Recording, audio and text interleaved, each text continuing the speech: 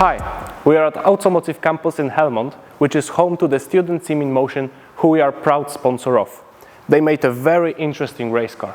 Ralph here, who is the lead engineer of the coolant system, will tell you more about how it works. Ralph, what can you tell me about this vehicle? Hi, I'm Ralph. I'm the lead engineer of the cooling system here in Emotion, and this is our car. It's normally this car is an LMP3 car and it runs on petrol, but we made it to a fully electric car. The main things that we swapped was like the fuel tank you see here, the electric motor we put in, the battery pack that we made ourselves also put in. This makes a really unique car to work with.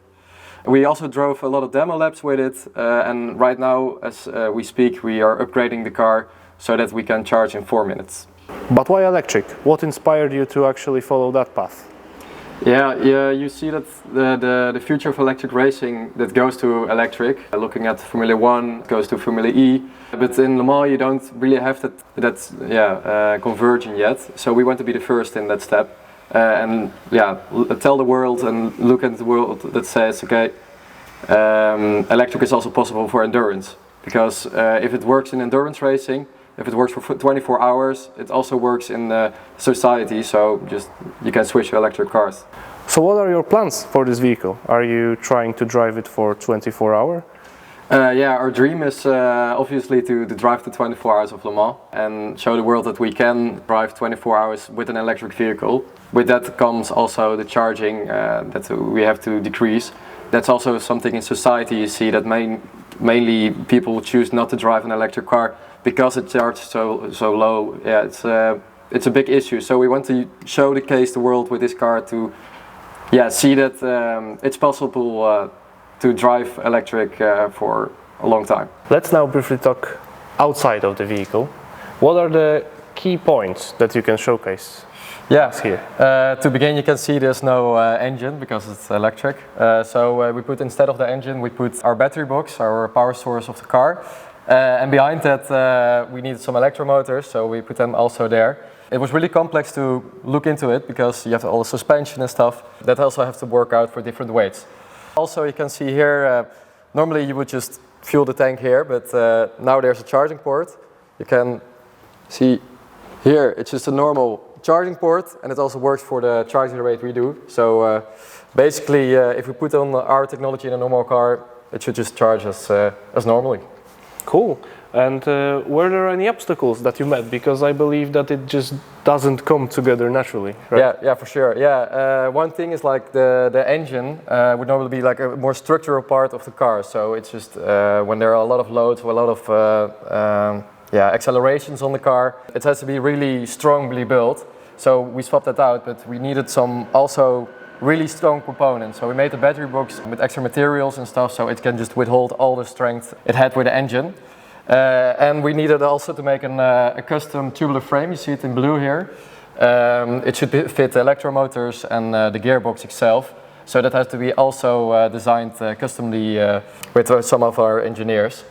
And that took some time. But now we're also building a new frame for our new powertrain because the electromotors are too big right now. So that's also some things that come back again. So let's talk some numbers. What are the performance characteristics of this car?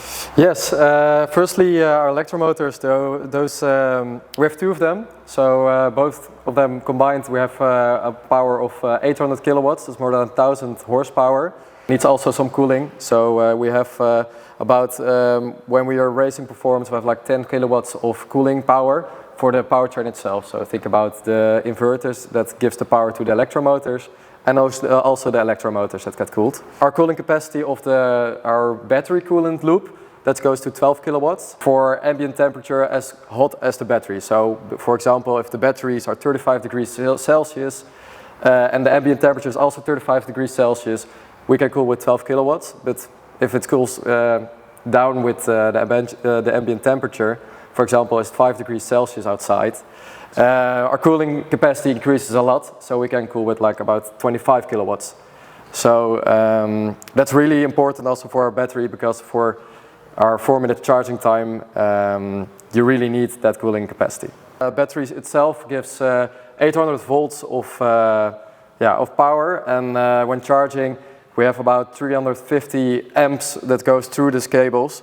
So yeah, we need a lot of big cables in there to ensure that nothing gets too hot.